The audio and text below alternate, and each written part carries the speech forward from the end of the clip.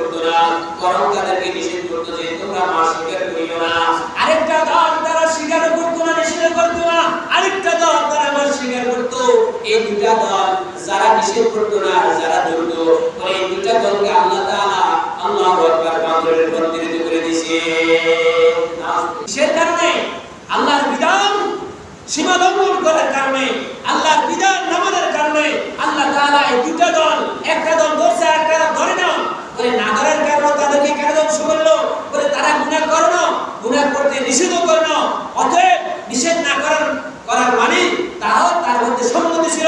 এই জন্য বর্তমানে যে সমস্ত লোকরা ইসলাম সমর্থন করে না, কোরআনকে ফলো করে চলে না, আর যারা কোরআনকে অমান্য করে, যারা ইসলামের বিরুদ্ধে ষড়যন্ত্র করে, এদের ব্যাপারে তারা নিষেধ করে না। এই সমস্ত লোকগুলো ওই ইহুদি নাসারাদের দালালি করতেছে, আর তাদের কারণে আজকে বর্তমান পৃথিবীর মধ্যে এই পরিস্থিতি চলতেছে। আর আমরা যারা পালন করি, আমরা যারা কোরআন অনুযায়ী চলি, যে আমরা কম সংখ্যক লোক, এই সমস্ত এই বেশি সংখ্যক লোকের কারণে কম সংখ্যক লোকের দোয়া কবুল হবে না, অধিকাংশ লোকের গুনাহগার।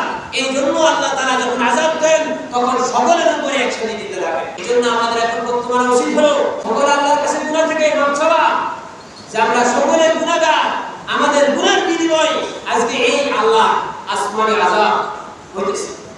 বৃষ্টি হওয়ার সময় আজকে এই তাপ মাত্রা আমাদের আযাব আল্লাহ তাআলা দিতেছে, মুসলমানদেরকে আল্লাহ বুঝার জন্য দিতেছে যে আমরা যারা এখন ভোট দিব। আল্লাহ সূরা নিসার মধ্যে এই ব্যাপারে নির্দেশ দিতেছেন, ইন্নাল্লাহা ইয়ামুরুকুম আন তুআদ্দুল আমানাতি ইলা আহলিহা। নিশ্চয়ই আল্লাহ তোমাদেরকে নির্দেশ দেন যে তোমরা যেন প্রাপ্য আমানত সমূহ প্রাপকদের নিকট পৌঁছিয়ে দাও। যে আপনার কাছে যেটা আছে এটা আমানত, এই ভোটটা আপনার কাছে আমানত। এই আমানতটা আপনি যে ন্যায্য ব্যক্তি, যে প্রাপ্য, যার দ্বারা ইসলামের উপকার হবে, যার দ্বারা আল্লাহর দ্বীন দুনিয়াতে বাস্তবায়ন হবে, যার দ্বারা কোরআনের হুকুমত দুনিয়াতে বাস্তবায়ন হবে, এই সমস্ত একজন লোককে আপনি আপনার এই আমানত তার কাছে পৌঁছে দিবেন। আপনি কাকে দিবেন? যে আপনার আমানত রক্ষা করতে পারবে, যে আপনার আমানত দেওয়ার পরে খেয়ানত করবে না, চিটিংবাজি করবে না, বাটপারি করবে না, এই আমানত পাওয়ার পরে আমানতের খেয়ানত করবে না, এটা বাস্তবায়ন করবে, ওই লোকটাকে আপনার এই আমানতটা তার কাছে আপনি বর্তাবর করবেন। ওয়াইদা কানতুম বাইনান নাস আন তাহকুমু বিল আদলি। এরপর আল্লাহ কি বলেন? আর যখন তোমরা মানুষের কোন বিচার মীমাংসা করতে আরম্ভ করো, তখন কি করবে? ইনসাফ বিচার করবে। আদালত দিয়া ইনসাফ, যে ইনসাফ বিচার করবে তাকে আপনার এই আমানত দিবেন। যে খেয়ানত করবে না, যে জুলুম বিচার করবে না, যে চেয়ারম্যান হওয়ার পরও মানুষের উপর জুলুম করবে না, ইসলামের পরিপন্থী কাজ করবে না, কোরআন বিরোধী কাজ করবে না, এরকম একজন লোককে আপনি আপনার এই আমানতটা দিয়া তাকে বর্ণিত করবেন। আল্লাহ তাআলা এখানে সেটাই বলেন যে ইন্নাল্লাহা ইয়ামুরুকুম আন তুআদ্দুল আমানাতি ইলা আহলিহা। যে তুমি তোমার আমানতটা সেই ব্যক্তি প্রাপ্যদের নিকট তোমার আমানতটা তুমি পৌঁছে দাও। ওয়াইদা হাকামতুম বাইনান নাস আন তাহকুমু বিল আদলি। যখন সে মানুষের মাঝে বিচার মীমাংসা করবে, বিচার করবে, তখন ওই বিচারটা ইনসাফের সাথে করবে। ইন্নাল্লাহা নি'মা ইয়াইযুকুম বি। নিশ্চয়ই আল্লাহ তাআলা তোমাদেরকে নসিহত করতেছে, উপদেশ দিতেছেন। কে উপদেশ দিতেছে? আল্লাহ। আমি এলাম বার্তাবাহক, আমি কথাটা আপনাদের কাছে বলতেছি, কিন্তু এটা কে বলতেছে? আল্লাহ সরাসরি বলতেছে, ইন্নাল্লাহা নি'মা ইয়াইযুকুম বি ইন্নাল্লাহা কানা সামিআন বাসীরা। নিশ্চয়ই আল্লাহ তাআলা শ্রবণকারী, আল্লাহ তাআলা সব কিছু দেখে, বাসীরা, আল্লাহ সব কিছু প্রদর্শনকারী। আপনি যাই কিছু করেন না কেন, আপনি কাকে ভোট দিবেন, আপনার আমানত কাকে দিবেন, আল্লাহ সব দেখতেছেন, সব ভিডিও হচ্ছে।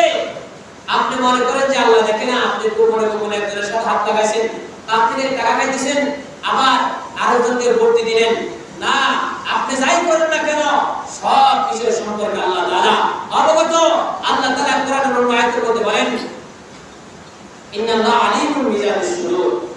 নিশ্চয়ই আল্লাহ তাআলা মানুষের অন্তর্যামী, আপনার অন্তরে কি কল্পনা করতেছেন সেই সম্পর্কে আল্লাহ তাআলা অবগত। এজন্য এই আয়াত থেকে শিক্ষা অর্জন করি যে আমার আমানত, আমি ভোট দিতেছি, ভোটটা আমি সাক্ষী দিতেছি, আমি সাক্ষী দিয়ে তাকে সমর্থন করলাম, আর সমর্থন করে তাকে চেয়ারম্যান বানালাম, এমপি বানালাম, প্রধানমন্ত্রী বানালাম, বিচারক হিসেবে সে কাজ করবে।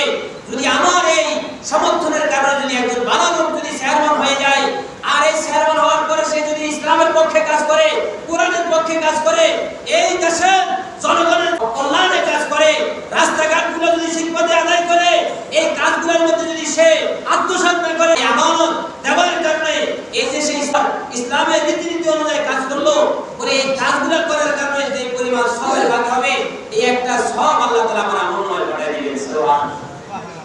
আর এর পরিবর্তে যদি আমার এই ভোটের কারণে আমার এই আমানত দেওয়ার কারণে সে চেয়ারম্যান হলো, আর এই চেয়ারম্যানের হওয়ার পরে সে ইসলাম বিরোধী কাজ করলো, কোরআন বিরোধী কাজ করলো, সরকার থেকে টাকাগুলো নিয়ে রাস্তার জন্য টাকা দিছে, বাজারের জন্য টাকা দিছে, নেওয়ার পর আত্মসাৎ করে এই কাজগুলো করলো না, আল্লাহু আকবার, এই কারণে সে যে গুনার বাগী হলো, আমি তাকে সমর্থন করার কারণে এর একটা গুনার ভাগ আমার আমলনামায় হয়। আল্লাহ ডাইরেক্ট হুকুম করতেছেন যে ইন্নাল্লাহা ইয়ামুরুকুম আন তুআদ্দুল আমানাতি ইলা আহলিহা, যে তোমরা তোমাদের আমানতগুলোকে যে প্রাপ্য তার কাছে পৌঁছে দাও, তার কাছে পৌঁছে দাও। আর পৌঁছানোর পরে সে কি করবে? মানুষের মাঝে ইনসাফ বিচার করবে, জুলুম বিচার করবে না, ন্যায়সঙ্গত বিচার করবে। আর এখানে আদলের কয়েকটা অর্থ, তার মধ্যে একটা অর্থ হলো সমান সমান করা। কিন্তু এখন দেখা যায় আমরা বিচার করার জন্য যখন বসি, যে দিক থেকে টাকা আসে বিচার ওই দিকে ঘুরে যায়। কি বলেন কথা ঠিক কিনা? ঠিক কোন টাকার পরোয়া করবে না, যেটা সঠিক বিচার সেই বিচারে করবে। এরকম একজন লোককে আমার আমানত দিয়ে তাকে সমর্থন করে তাকে চেয়ারম্যান বানাইতে হবে ইনশাআল্লাহ। কি বলেন পারবো তো ইনশাআল্লাহ? হ্যাঁ, আপনি বলবেন হুজুর 10 জন খাড়া আছে, 10 জনের মধ্যে ব্যাংক তো আর খারাপ না। কি বলেন সবাই কি খারাপ? ওই 10 জনের মধ্যে যে ব্যক্তি ভালো, 5 জনের মধ্যে যে ব্যক্তি ভালো তাকে আমার ভোট তাকে সমর্থন করতে হবে। অধিকাংশ যে ভালো তাকে সাপোর্ট করতে হবে, খারাপকে সাপোর্ট করা যাবে না। আর যদি আমি সাপোর্ট করি তাহলে সে চেয়ারম্যান হওয়ার পরে যে গুনাহ কাজ করবে এগুলার বাদ কিন্তু আমার আমলনামায় আসবে। এবং হাসরের মাঠে আপনি দেখবেন আপনার আমলনামার মধ্যে সব জিনা, আল্লাহ আমি জীবনে কখনো জিনা করিনি, আমার আমলনামা কেন জিনা আসলো?